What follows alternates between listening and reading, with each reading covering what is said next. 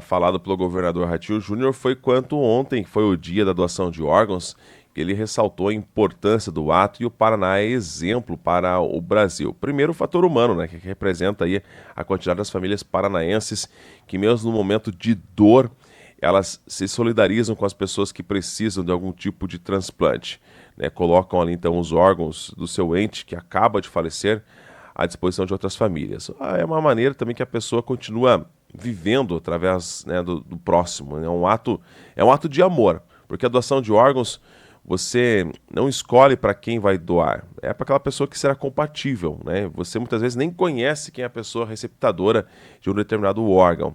E lembrando que cada pessoa ela pode optar em vida, tá? Você pode avisar seus familiares, porque ninguém sabe o dia de amanhã. Isso é certo. Então avise seus familiares, ó, quero doar meus órgãos. É uma decisão tua. Cabe à sua família respeitá-la.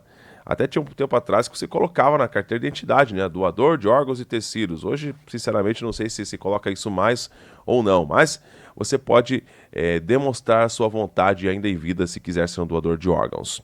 E o segundo pilar, depois, é claro, dessa questão da solidariedade das famílias, é a estrutura física e logística que o Paraná tem, né? Em poucas horas se desloca, é feito então ali a retirada dos órgãos, equipes, helicóptero ou avião, vem até o local, o hospital, o aeroporto mais próximo, pegam esses órgãos, já levam para o outro paciente, enfim, poucas horas. Impressionante a agilidade que o Estado tem para fazer esses transplantes. Vamos ouvir primeiramente o governador falando sobre a importância da doação no dia de órgãos, que foi a data marcada ontem, dia 27.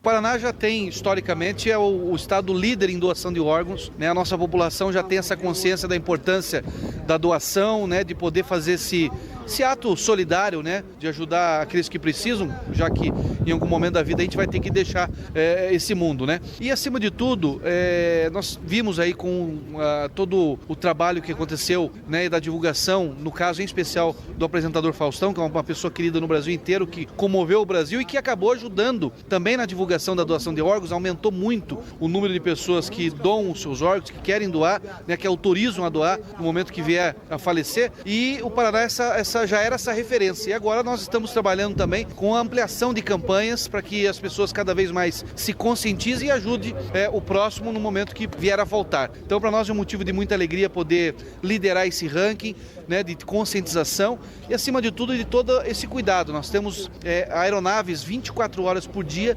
transportando órgãos para os hospitais para salvar vidas. Então é um ato de amor.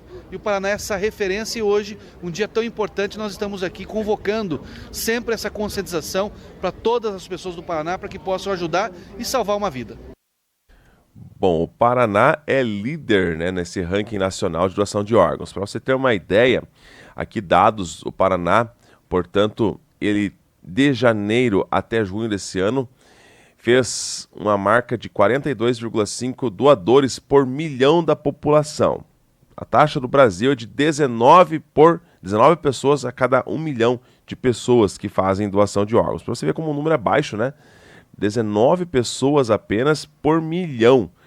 O certo seria, então, 19 pessoas a cada 100. Né? Seria um número bem muito mais justo. Aí teríamos, então, praticamente quase que zeradas as filas. E dados da Casa Familiar revelam que de setembro de 2022 até setembro desse ano, foram realizadas 311 horas e 20 minutos de voo em 118 missões, portanto, para busca de órgãos que foram doados por famílias. Em média, esse apoio, né, essa agilidade, acaba sendo muito favorável. Por quê? Vamos citar aqui um exemplo. Um coração, por exemplo, ele perde essa capacidade em apenas 4 horas. Então, se em 4 horas o coração não for transplantado, perde-se o coração. Então tem que ser muito rápido mesmo. O Adriano Ronte, que é o oficial coordenador de voo da Casa Familiar, fala sobre essa agilidade aérea que o Paraná possui. Inicialmente, a Central de Transplantes da Secretaria de Saúde do Estado entra em contato, né, aqui com a Divisão de Transporte Aéreo da Casa Militar, questionando a respeito da viabilidade, né, da disponibilidade da aeronave e de deslocamento para o local onde vai ser realizado esse voo. Nesse momento, nós precisamos levar em conta uma série de fatores, né? pois a distância em que esse órgão se encontra influencia, né, na possibilidade ou não de realizar a missão, tempo de deslocamento, as condições meteorológicas, se a gente consegue ou não consegue decolar do aeroporto, pousar no outro aeroporto, se o trajeto tem condições viáveis para realizar um voo. Além disso, a própria condição meteorológica pode influenciar no tempo de deslocamento, né? Mesmo sendo viável pode influenciar, então a gente tem que considerar isso daí.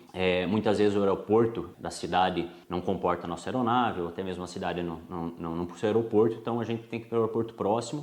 E tendo em vista que os órgãos possuem um tempo de isquemia, né, um tempo ali que ele pode ficar fora do corpo, né, desde o momento de sua retirada até ser levado até seu paciente receptor. Então a gente tem que considerar tudo isso para ver se nós conseguimos prestar esse apoio solicitado pela Central de Transplantes. A gente tem que tomar cuidado em relação a cumprir ali o tempo de isquemia, né? Não passar o tempo de isquemia do órgão. Então a gente tem que analisar bem se vai ser possível fazer esse deslocamento. Né? Não pode restar nenhuma dúvida que vai ser possível pousar no aeroporto onde esse órgão vai ser levado, porque a gente possa trazer até Curitiba, ou até mesmo, né, se o órgão for levado de Curitiba para outra região, a gente tem que ter certeza que o órgão vai chegar, né, para não passar esse tempo de isquemia e acabar ocorrendo ali a infelicidade de perder o órgão. Então o principal cuidado é isso, né? Então, como eu falei, a gente analisa todas as questão de condições operacionais, condições meteorológicas e repassa essas informações para a Central de Transplantes, porque além do transporte da aeronave, há o transporte que a própria central faz com suas ambulâncias, né? Então nós recebemos ou entregamos esses órgãos nos aeroportos e eles, com as ambulâncias deles, buscam com seus veículos. Então, além do nosso tempo de deslocamento que a gente informa para eles também têm que levar em conta isso daí. Então, eu acredito que seria o principal cuidado ali, vamos dizer assim, que a gente tem que levar em conta, tem que se atentar para cumprir bem essa missão, né? Bom, e para explanar melhor sobre essa importância da doação de órgãos, a gente te traz aqui uma matéria com a enfermeira Juliana Gilgni. Ela é coordenadora do Sistema Estadual aqui do Paraná de Transplantes. Ela vai falar sobre como é todo esse processo, como é feita a questão da doação de órgãos, toda essa logística e, claro, né, o desejo de cada pessoa em se tornar uma doadora ou não. Muitas vezes teve um caso, inclusive no Paraná, uma mulher precisava de um fígado. Ela conseguiu esse fígado no segundo dia de buscas, um fígado compatível. Só que quando a equipe foi para fazer a retirada do fígado, adivinha? A família da pessoa não autorizou, né? Se a pessoa tivesse falado em vida ali, né, que eu quero, aí é a vontade da pessoa. Aí a família pode espernear, não tem, né? A sua vontade, ela é soberana. Ninguém pode decidir por você. É uma situação bastante complexa, né? Primeiro diz que vai doar, depois desiste. Bem chatinha a situação. Por sorte, desse caso aqui dessa senhora que precisava de uma doação de fígado, ela conseguiu no terceiro dia e hoje ela está aí, né, para contar essa história. Mas vamos falar, né, então, sobre todo esse processo desde da captação até chegar o órgão no transplantado com a enfermeira que é a coordenadora do sistema de transplantes aqui no estado. É capacitação dos profissionais que atuam no processo, né? Em todas as etapas do processo, então desde a identificação do potencial doador, o diagnóstico de morte encefálica, né, a capacitação para que a família seja acolhida, seja esclarecido para a família as etapas do processo, né, o diagnóstico, a família não tenha dúvida de que o paciente está morto, né. Então é a capacitação desses profissionais que atuam no processo, conscientização, campanhas de conscientização, né, da população para que a gente tenha mais pessoas se declarando doadoras, né. Então esses são os nossos dois pilares para incentivar as pessoas a serem doadoras e a capacitação dos profissionais para que sejam identificados os possíveis doadores. Ainda a gente tem um quantitativo grande de recusa familiar em relação à doação, né?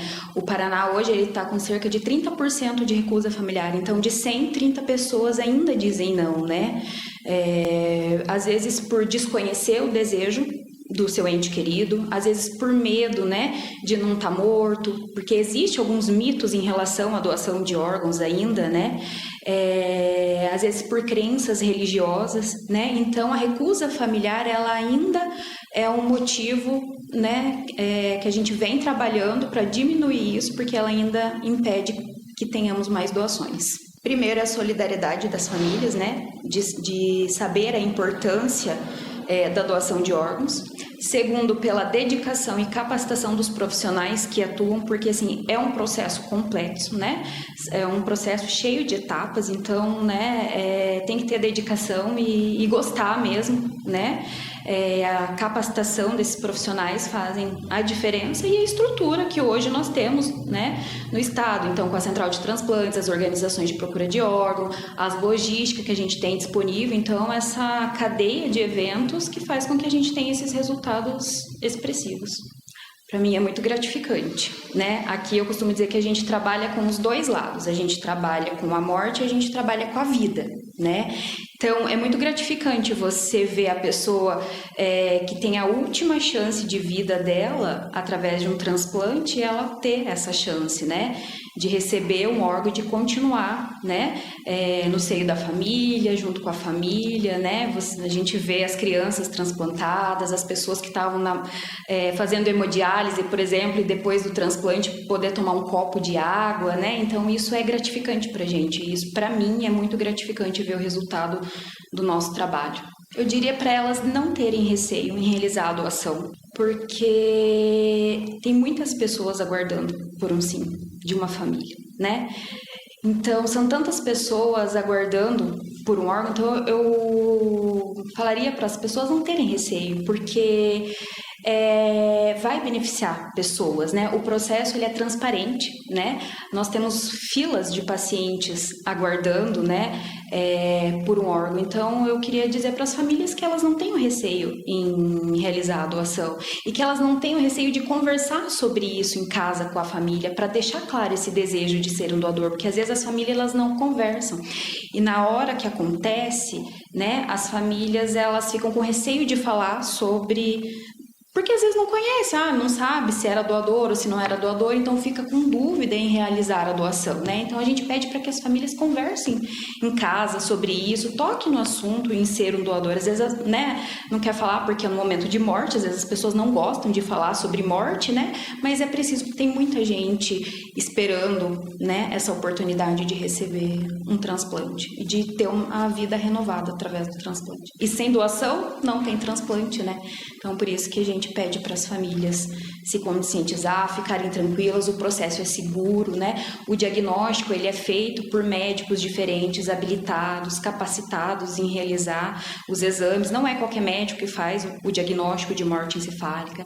É feito exames clínicos, é feito exames de imagem, né? Então, é seguido um protocolo estabelecido pelo Conselho Federal de Medicina, então que as famílias não tenham receio do diagnóstico.